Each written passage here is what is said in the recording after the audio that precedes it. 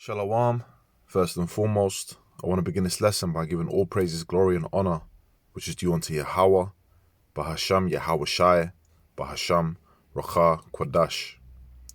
Double honors to the apostles and elders of Great Millstone, and Shalom to Yahweh Shai's elect, the elect of Israel, starting with 144,000. Shalom to you. And today's lesson is going to be around the mark of the beast prophecy. And I'm going to read the prophecy, which, by the way, this prophecy is very, very close. And, we're in the time where we're waiting, we're watching with open eyes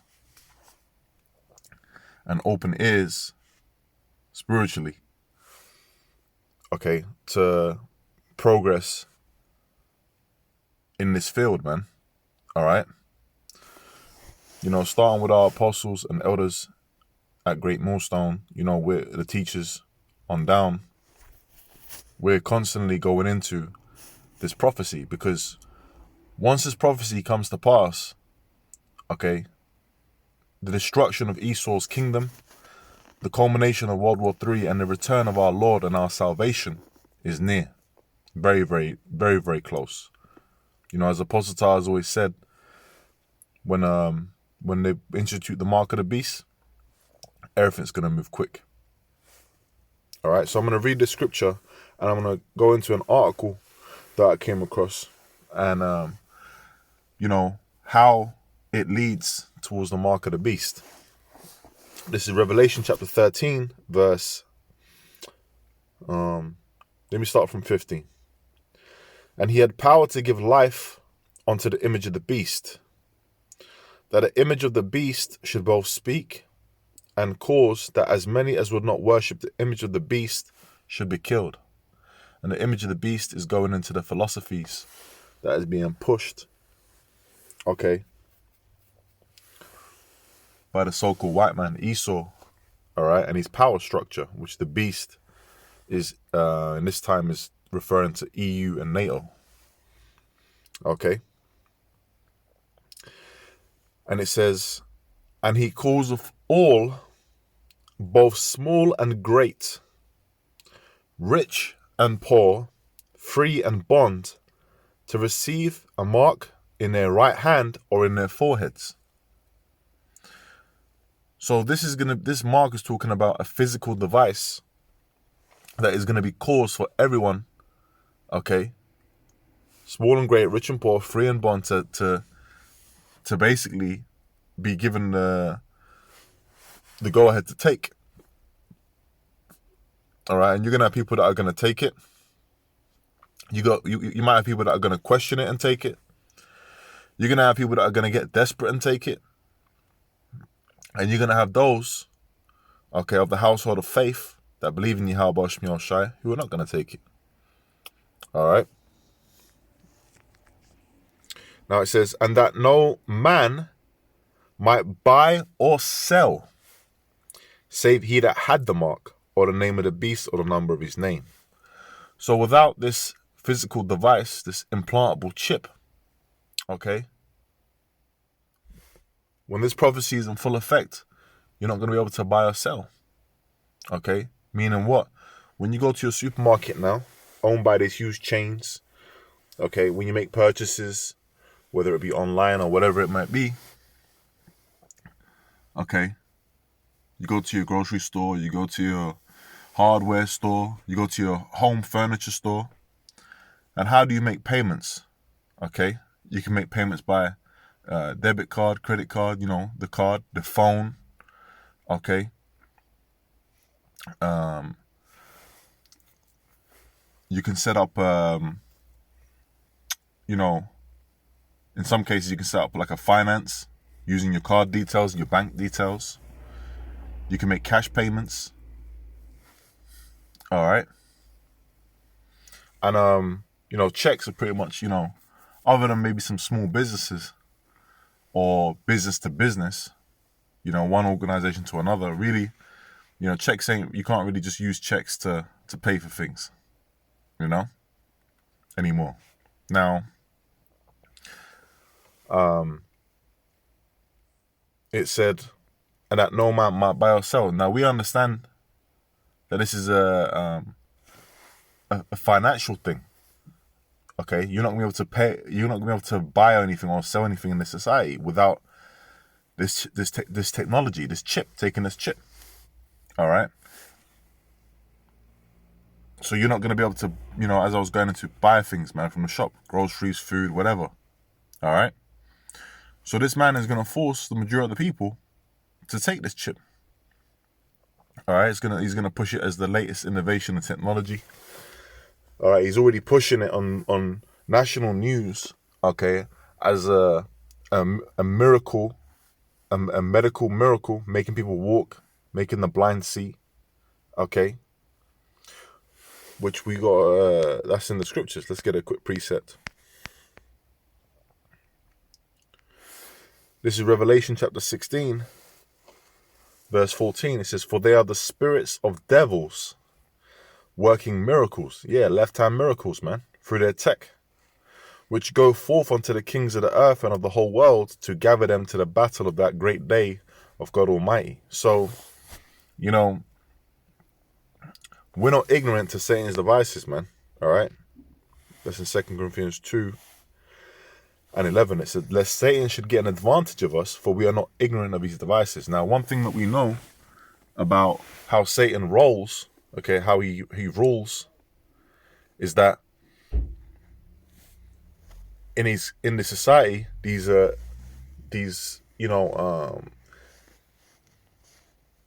ruling elite, they rule through order ab chaos, meaning what?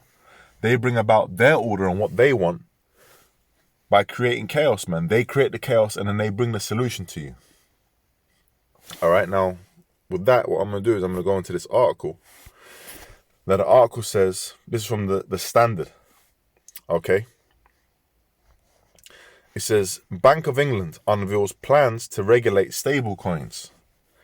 Stablecoin issuers would be required to fully back the digital currencies with deposits at the Bank of England.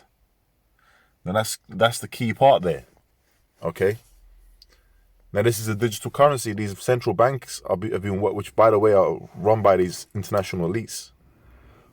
These central banks, okay, really mainly lend out to the commercial banks. And you might have a commercial high street bank where you got a bank account at, okay? Over here in the UK, you got HSBC, Barclays, Lloyds, to name a few, all right? NatWest. So you'd go and you'd have an account there. And how would you set up that account? You'd have to show your ID. Okay, people always complain in banks. So I remember back in my day, I remember when I used to go and the bank manager would say hello to me. But what do people always complain about now? There's not enough branches. Okay. They don't have barely any ATMs to withdraw cash from. They're just a number. No one recognizes them. No one cares. Okay, that's if they can get into a branch, and things are becoming more and more strict and digital. Okay, because we're pushing into that, Esau's new world order, man. That's what he's pushing, and that chip is the key. Now I wanted to go.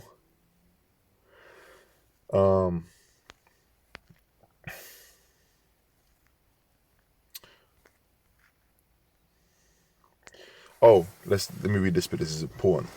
The Bank of England and the Financial Conduct Authority. Now, the Financial Conduct Authority, all right, are a government organization that is set up to regulate all financial institutions in the UK, whether you're a mortgage lender, you're an insurance broker, whatever it might be, the finance sector. And the finance sector in the UK is a huge market.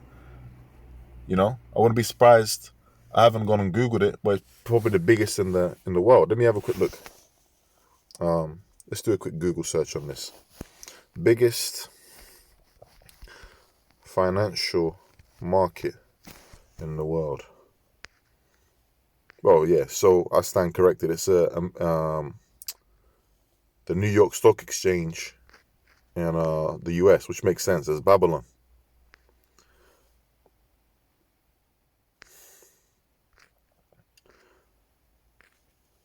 Even as countries such as India see considerable growth surpassing the UK.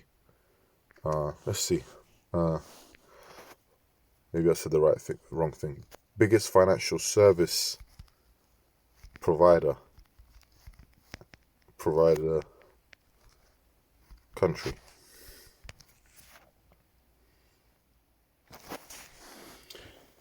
Countries with the largest portion of the global banking sector. China, the United States, and the United Kingdom are the largest banking countries in the world.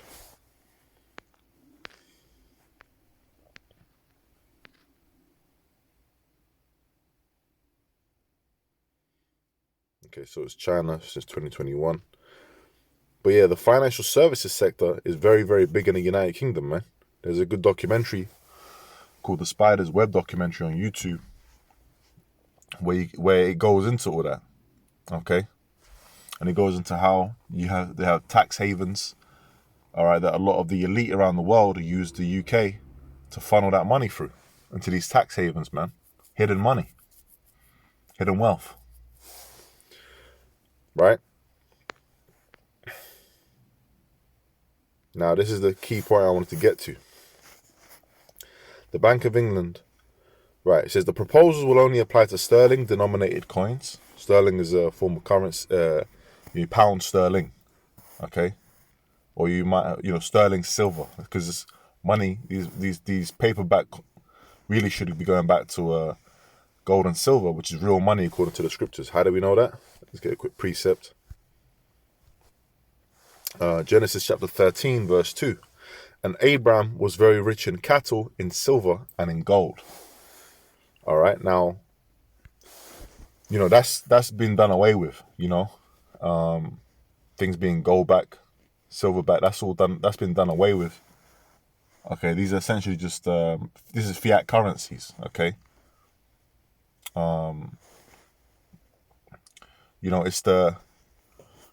It's the trust that people have in that currency, essentially, okay? Which, like, for example, you got up until recently, you've had a lot of the payments in the world, okay, if not all, made with the US dollar for petrol, for oil. Okay, they call it the petrol dollar. Because who's backing it, really? Okay, yeah, you got the American economy, but you got the American military. Okay, but signs that the weak are saying that they're strong and that America's really going down and getting weaker as a superpower on the earth. You got the BRICS nations, okay, doing trades in other currencies and starting to push that. Okay, so there's an economic war going on, and there's a physical war going on, a conflict. All right, and the Lord is in control of it all. But we know that before World War III fully kicks off, in the sense that the missiles are going to be shot, okay, and America getting completely obliterated by ICBM nuclear missiles by these other nations, according to prophecy in the Bible. We know that that's not going to happen until this devil pushes the mark of the beast. Okay, the microchip implant. Now check this next point out. It says they aim to protect consumers, prevent money laundering. Now, what's money laundering? That's key to know as well, right? We're not ignorant of Satan's devices. Now, there's something called AML.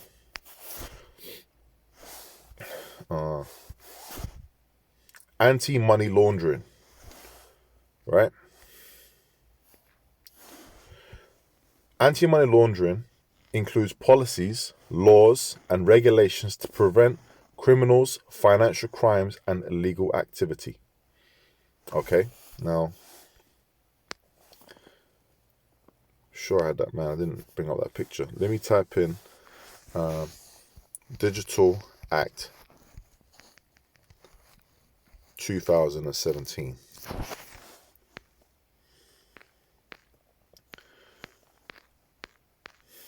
See if I can find the actual section.